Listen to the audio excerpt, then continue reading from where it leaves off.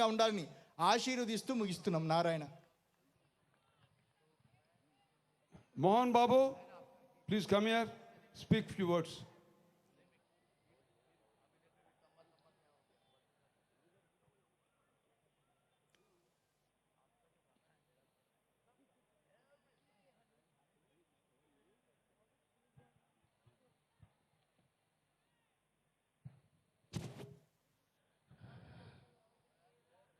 వైజాగ్ నా 40 సంవత్సరాల నట జీవితాన్ని మీ ముందు చేసుకున్నాను. అది నా అదృష్టంగా భావిస్తుంటాను.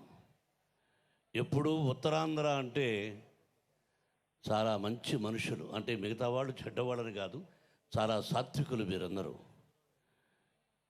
చిరంజీవి చెప్పినట్టుగా వైజాగ్ అంటే నాకు ప్రాణం.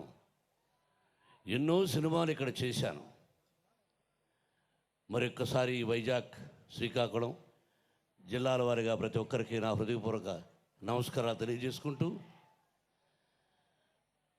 సుబ్బరామిరెడ్డి గారిని గురించి ఎన్నో సందర్భాల్లో సంవత్సరానికి 4-5 సార్లు మీకు చెప్పున్నాను. చెప్పిందే చెప్పడం వల్ల మీకు బోరు కలగచ్చు, కానీ ఆనాడు శ్రీకృష్ణదేవరాయలు, అక్బర్ వాళ్ళు కళలను పోషించేవాళ్ళు, కళ అంటే గౌరవించేవాళ్ళు.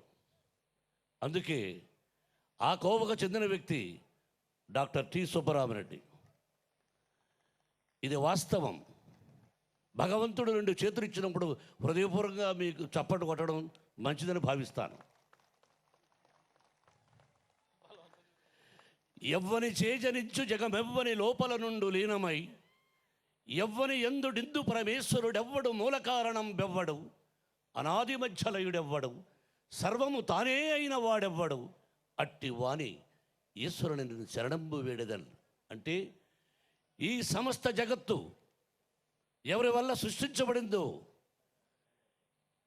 ఎంత మహానుభావుడో, ఎవరు ప్రభువో, ఎవరు సృష్టి స్థితి లయలకు కారకులో, అట్టి ఈశ్వరుణ్ణి నేనేమని ప్రార్థిస్తున్నానంటే, సుబ్బరామిరెడ్డి గారు, మీరు నేను ముందు నడుస్తూ ఉంటే మీరు వెనక నడిస్తే నేను మీకు దారి చూపించలేను.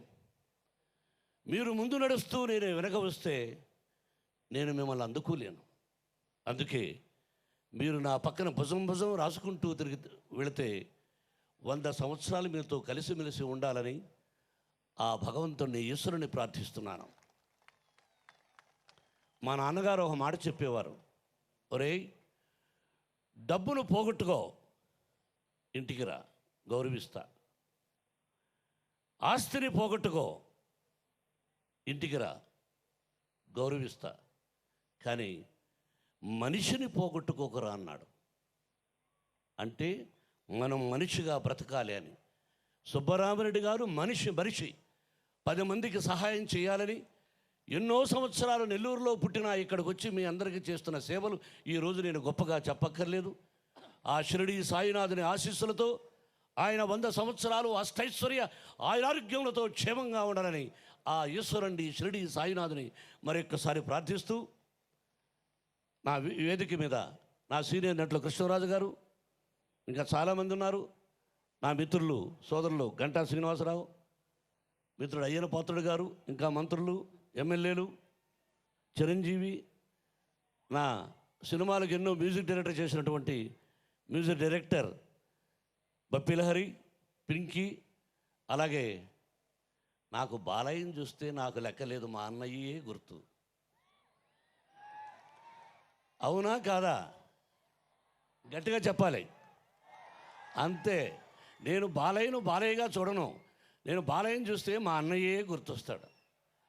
కాబట్టి నా సోదరుడు బాలయ్యకు, అలాగే ఒక మహానటుడు అక్కినేని నాగేశ్వరరావు గారు, వారి పుత్రుడు నాగార్జునకి, జయప్రదకు, ప్రతి ఒక్కరికి పేరు పేరున అభినందనలు, ఆశీస్సులు.